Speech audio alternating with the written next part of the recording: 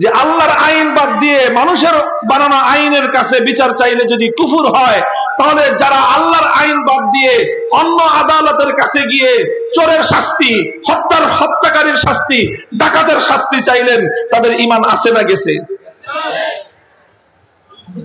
আপনার কথাই তো আপনি বলতেছেন ঈমান নাই। এখন প্রশ্ন হলো, আসলেই কি ঈমান নাই হুজুর? তেলে ভয়াবহ অবস্থা।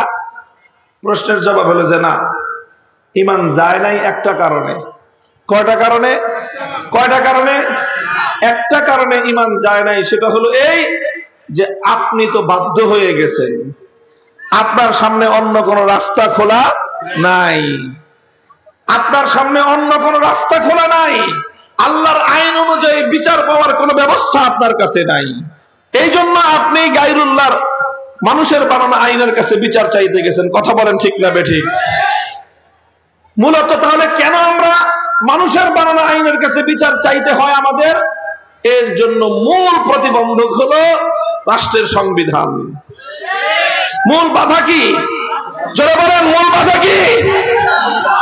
মূল বাধা হলো রাষ্ট্রের সংবিধান। আমরা রাষ্ট্রের অধীনে বসবাস করি, আর এ কারণে ইচ্ছায় হোক অনিচ্ছা হোক আমাদেরকে সংবিধানের অধীনেই থাকতে হয়। আর এই কারণেই সাংবিধানিক ভাবে বাধ্য হওয়ার কারণে চাইলেও আমরা পরিপূর্ণ ঈমানের উপর চলতে পারি না। একান্ত ইচ্ছা থাকলেও আমরা আল্লাহর আইন অনুযায়ী বিচার চাইতে পারি না। একান্ত ইচ্ছা থাকা সত্ত্বেও আমরা সব কিছুর বিচার কোরআনের আইন অনুযায়ী চাইতে পারি না। এটাই হলো আমাদের ঈমানের ত্রুটি। এটাই হলো ঈমানের ত্রুটি। কথা বলেন ঠিক না বেঠিক?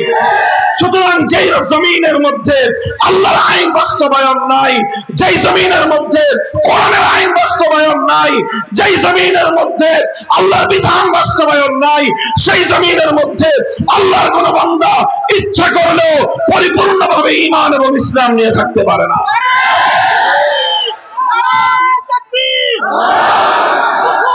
সংবিধান মানি না, মানবো না।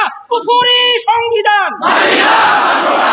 নারে তাকবীর, আল্লাহু আকবার। উলামায়ে দেওবন্দ জিন্দাবাদ, জিন্দাবাদ। বলবেন সমস্যার সমাধান কি? সমস্যার সমাধান একটাই, যেই সংবিধান আমাদেরকে কুফরির পথে যেতে বাধ্য করে সেই সংবিধান পরিবর্তন করো।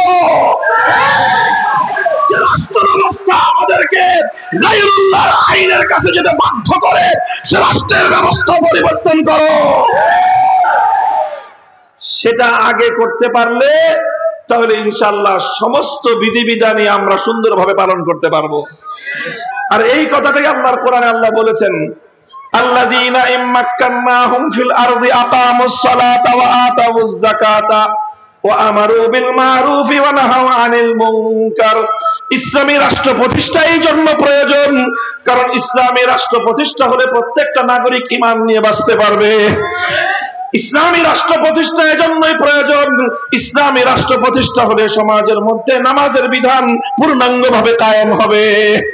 ইসলামী রাষ্ট্র প্রতিষ্ঠা এজন্যই প্রয়োজন, ইসলামী রাষ্ট্র প্রতিষ্ঠা হলে যাকাতের বিধান শতভাগ বাস্তবায়িত হবে। ইসলামী রাষ্ট্র প্রতিষ্ঠা এজন্যই প্রয়োজন, ইসলামী রাষ্ট্র প্রতিষ্ঠা না হলে ঈমান নিয়ে পরিপূর্ণ বাঁচা যায় না। ইসলামী রাষ্ট্র প্রতিষ্ঠা না হলে পূর্ণাঙ্গভাবে নামাজ এবং যাকাত সহ শরীয়তের বিধানগুলি কার্যকর করা যায় না।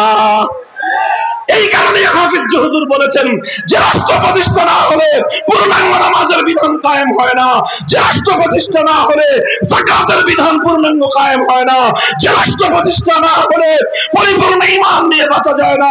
সব কিছুর আগে এজন্য রাষ্ট্র ইসলাম অনুযায়ী নতুনভাবে প্রতিষ্ঠা করা আহম্মুল ফারায়েজ।